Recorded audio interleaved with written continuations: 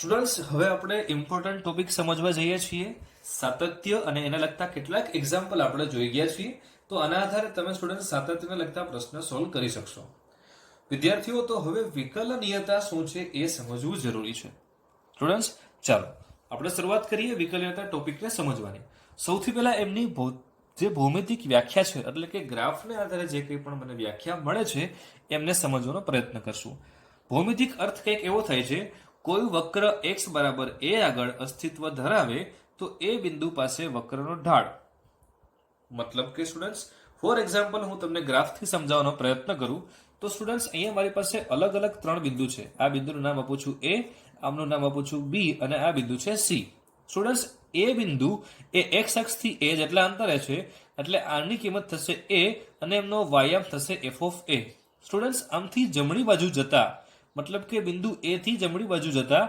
મને એક બીજું બિંદુ મળે છે આમના યામ છે x = a + h મતલબ કે આ જે કંઈ પણ મેં અંતર કાપેલું છે આ અંતર છે h એટલે આમનો x યામ થશે a + h અને એમનો વાયામ થશે f ઓફ a + h આ રીતે સ્ટુડન્ટ્સ બિંદુ a થી ડાબી બાજુએ જતા h જેટલા અંતરે મને જે કોઈ પણ બિંદુ મળે છે એના યામ છે x = a - h એટલે કે આ બિંદુ c ના યામ થશે a - h એમનો વાયામ થશે f of a - h students અહીંયા આગળ તમને આકૃતિમાં દેખાય છે કે બિંદુ a b અને c એકબીજાથી થોડા અંતર પર છે પણ સ્ટુડન્ટ્સ આપણે જોવા જઈએ એક્ઝેક્ટલી આ h અંતર જે મેં લીધું છે એ એકદમ નહિવત અંતર લીધું છે મતલબ કે એકદમ જરાક બિંદુ a થી b બિંદુ ઉપર આવેલું છે અને બિંદુ a થી બિંદુ c એ થોડું અમથું નીચે આવેલું છે રાઈટ ચાલો હવે આપણે એમના ગ્રાફને સમજવાનો પ્રયત્ન કરીએ સ્ટુડન્ટ્સ આ તમામ મારી પાસે બિંદુઓ જે છે એ આ વક્ર તમે જે જોઈ રહ્યા છો કે આ વક્ર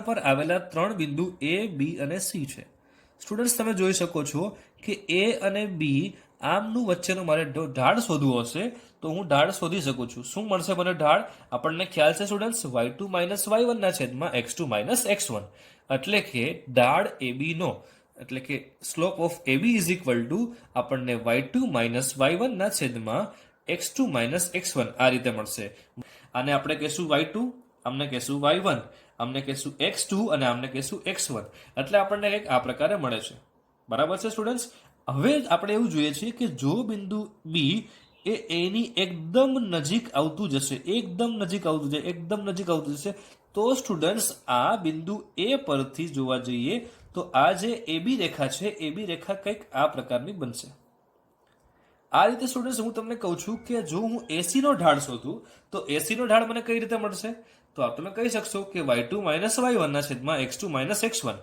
જેમાં y2 ની કિંમત છે f of a - h y1 ની કિંમત છે f ઓફ a અને સ્ટુડન્ટ્સ x2 ની કિંમત છે a - h અને x1 ની કિંમત છે a એટલે કે જો બિંદુ C ને હું a તરફ લઈ જાઉં છું a ની એકદમ નજીક લઈ જશું તો આ જે રેખા તમે જુઓ છો એ રેખા એ કંઈક આ પ્રકારની બનશે જે તમે જોઈ શકો છો મતલબ કે સ્ટુડન્ટ્સ એક્ઝેક્ટ બિંદુ A પાસે મને કોઈ એક સ્પર્શક જેવી રેખા દેખાય છે સ્પર્શક એટલે શું એ આમનો ઢાળ છે બિંદુ A નો તો સ્ટુડન્ટ્સ આને આપણે કહેશું જમણી બાજુ તરફનું વિકલિત અને આમને કહેશું આપણે ડાબી તરફનું વિકલિત સ્ટુડન્ટ્સ એક્ઝેક્ટ જો બિંદુ B અને એક્ઝેક્ટ બિંદુ C એ એમની નજીક આવી જાય છે તો આ ત્રણની જો કિંમત એક સમાન મળે ત્રણનો મતલબ શું થયો સ્ટુડન્ટ્સ કે જમણી બાજુનું વિકલિત ડાબી બાજુનું વિકલિત અને બિંદુ A પરનું કોઈ પણ બિંદુ પાસેની કિંમત જો આ ત્રણ કિંમત મને સમાન મળે સ્ટુડન્ટ્સ તો હું કહી શકીશ કે આ બિંદુ A પાસે આપેલું વિધેયનું વિકલન થઈ શકશે ફોર એક્ઝામ્પલ સ્ટુડન્ટ્સ જોઈએ આ સ્લોપ ઓફ AB જે આપણે શોધ્યો મતલબ કે રેખા AB નો ઢાળ શોધ્યો પરંતુ જો h ડિસ્ટન્સ આપણે એકદમ નાનું કરી દઈએ મતલબ મેં તમને કીધેલું એ રીતે કે બિંદુ B ને આપણે આમની એકદમ નજીક લઈ આવીએ તો આ જ ઢાળ જે આપણે શોધ્યો એ જ ઢાળ એ શું બતાવે છે આપણને જમણી બાજુનું વિકલિત જેને આપણે અંગ્રેજીમાં કહીએ છીએ RHD નો મતલબ રાઈટ હેન્ડ ડેરિવેટિવ રાઈટ ગુજરાતીમાં આપણે કહેવાશે જમણી બાજુનું વિકલિત એ જ રીતે સ્ટુડન્ટ્સ બિંદુ C ને આપણે A ની નજીક લઈ જઈએ પરંતુ કેટલું નજીક કે h → 0 થઈ જાય મતલબ કે એકદમ નજીક લઈ જઈએ આપણે બિંદુ A ની તો સ્ટુડન્ટ શું થશે કે જે આપણને ઢાળ એસી નો મળ્યો, આ જ ઢાળ લિમિટ h ટેન્સ ટુ 0 માટે એમનું શું થશે? LHD.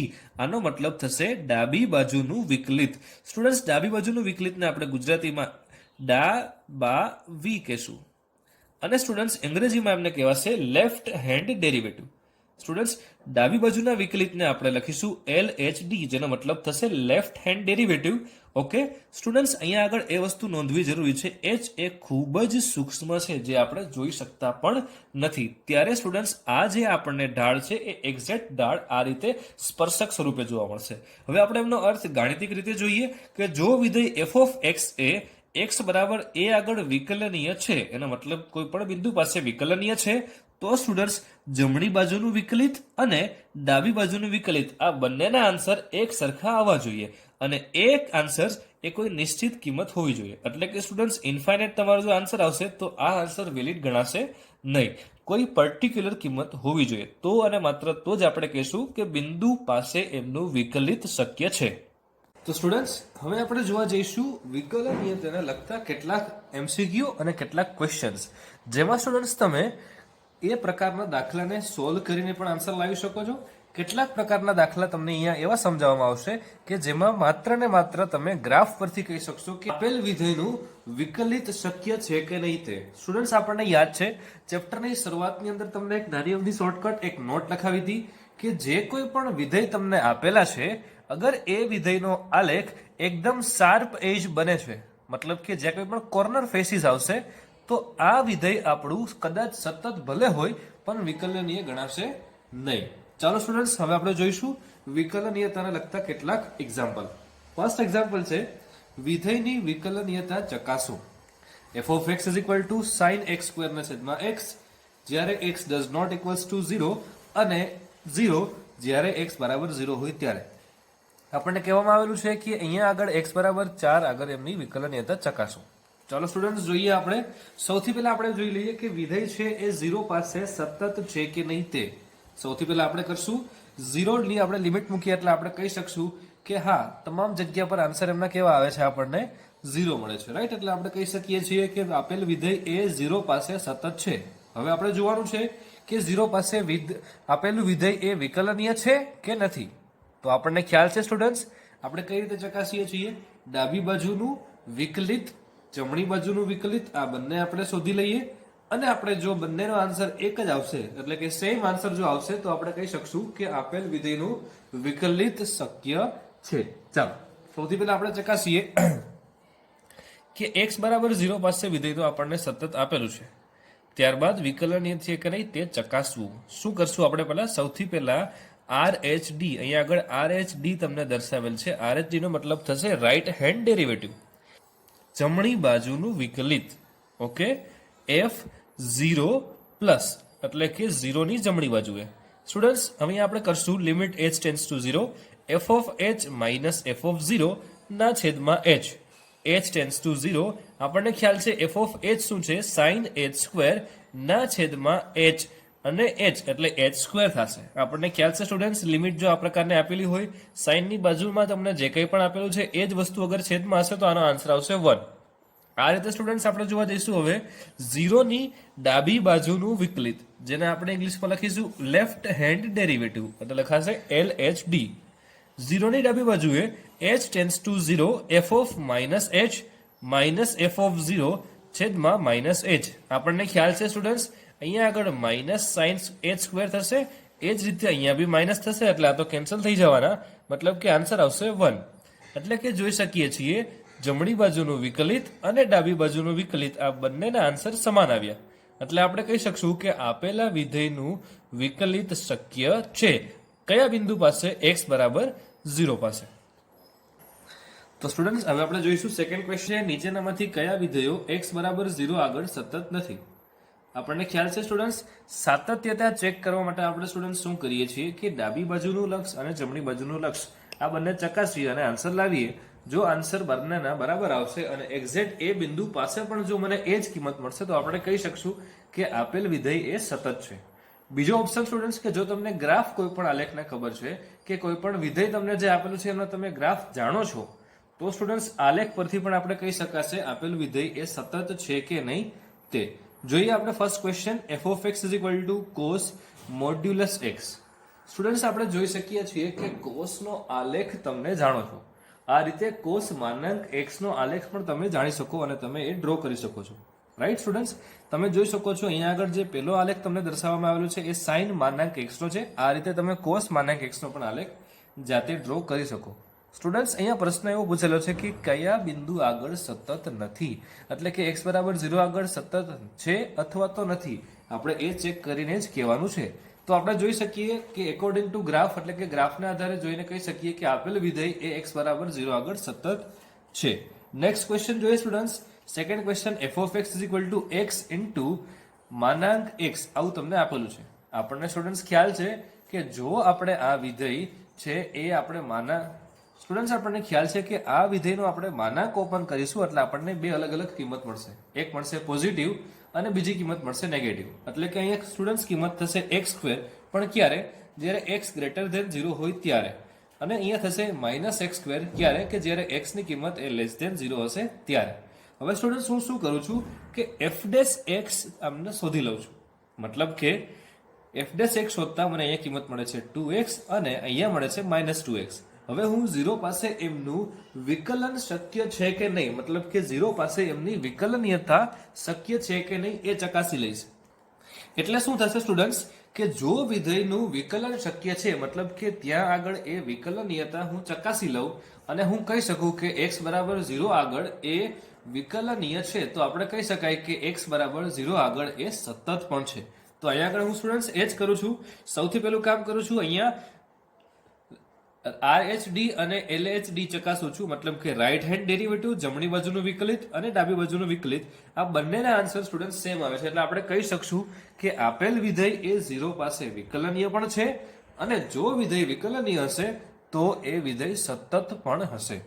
આ રીતે નેક્સ્ટ એક્ઝામ્પલ સ્ટુડન્ટ તમે જોઈ શકો છો કે માનાંકની અંદર x³ તમને આપેલો છે, બરાબર છે, જેમાં પણ હું એ જ રીતે કરી શકીશ કે જો વિધેયનું વિકલન શક્ય છે એ બિંદુ પાસે, મતલબ કે એમની વિકલનીયતા મને મળે છે, તો આપણે કહી શકશું કે આ બિંદુ પાસે આપેલ વિધેય સતત પણ હશે. ચાલો સ્ટુડન્ટ્સ નેક્સ્ટ ક્વેશ્ચન જોઈએ. નીચે આપેલા વિધેયને આલેખની મદદથી વિકલનીયતા ચકાસો. સ્ટુડન્ટ્સ, તમને અહીંયા જે કોઈ પણ આલેખ આપેલા છે એ આલેખની મદદથી પણ આપણે કહી શકશું કે આપેલ વિધેયનું વિકલન શક્ય છે કાં તો નથી તો કયા બિંદુ પાસે નથી એ પણ આપણે ચકાસી શકીએ છીએ. ચાલો સ્ટુડન્ટ્સ આપણે સમજીએ. અહીંયા આગળ 4 અલગ અલગ પ્રશ્ન તમને આપવામાં આવેલા છે જે તમે જોઈ શકો છો, જેમને મેં માત્ર ને માત્ર ગ્રાફની મદદથી સોલ્વ કરેલા છે. જોઈએ સ્ટુડન્ટ્સ, પહેલો ક્વેશ્ચન છે sin માનાંકમાં x, બીજો ક્વેશ્ચન છે log માનાંકની અંદર log e માનાંકમાં x, third question છે sin inverse sin x, fourth question છે e માનાંકની અંદર -x. સ્ટુડન્ટ્સ, આ તમામ વિધેયોના ગ્રાફ તમે જોઈ શકો છો, પરંતુ હવે આપણે આન્સર આપવાનો છે કે વિધેય કયા બિંદુ પાસે વિકલન, આપેલા વિધેયનું વિકલન કયા બિંદુ પાસે શક્ય નથી. એટલે સ્ટુડન્ટ્સ આપણે ગ્રાફની મદદથી આપણે આન્સર આપવાનો છે કે કયા બિંદુ પાસે હું આપેલા વિધેયનું વિકલિત શોધી શકતો નથી. ચાલો જોઈએ ફર્સ્ટ ક્વેશ્ચન. પહેલો ક્વેશ્ચન આપેલું છે તમને sin માનાંકમાં x, જે તમે જોઈ શકો છો એમનો આલેખ. સ્ટુડન્ટ્સ આપણે જોઈએ કે અહીંયા આગળ શાર્પ એજ બને છે, જે તમે જોઈ શકો છો. આ ચાંચ જેવો એરિયા જે કોઈ પણ બન્યો, આ બિંદુ પાસે આપણે આપેલા વિધેયનું વિકલિત શોધી શકતા નથી. એટલા માટે આપણે કહેશું કે આપેલ વિધેય x બરાબર 0 આગળ વિકલનીય નથી. આપણે આ કહી શકશું. હવે સ્ટુડન્ટ્સ નેક્સ્ટ જોઈએ ક્વેશ્ચન. નેક્સ્ટ છે સ્ટુડન્ટ્સ માનાંકમાં log modulus x to the base e. Students આપણને ખ્યાલ છે કે log x નો ગ્રાફ તમને ડ્રો કરતા આવડે છે.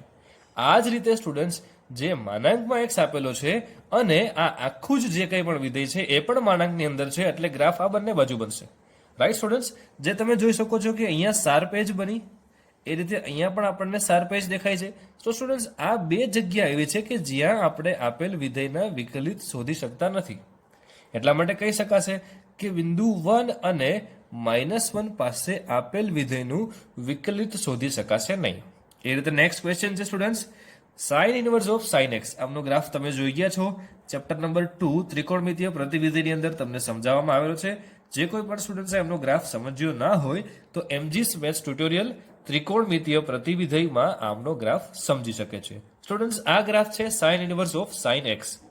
તમે જોઈ શકો છો સ્ટુડન્ટ્સ, અહીંયા આગળ સારપેજ બની, એ રીતે અહીંયા પણ સારપેજ બની, એટલે કે અણીવાળો ભાગ તમને દેખાય છે.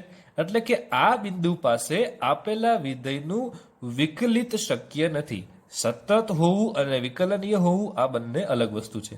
સ્ટુડન્ટ્સ, આપણે કહી શકીએ છીએ કે જો વિધેયનું વિકલિત એ બિંદુ પાસે શક્ય છે તો આપેલું વિધેય એ બિંદુ પર સતત હોઈ શકે. પરંતુ સ્ટુડન્ટ્સ, જો એ વિધેય એ બિંદુ પર સતત હોય તો આપણે એવું કહી શકતા નથી કે આપેલા વિધેયનું એ બિંદુ પાસે વિકલિત પણ આપણને મળવું જ જોઈએ.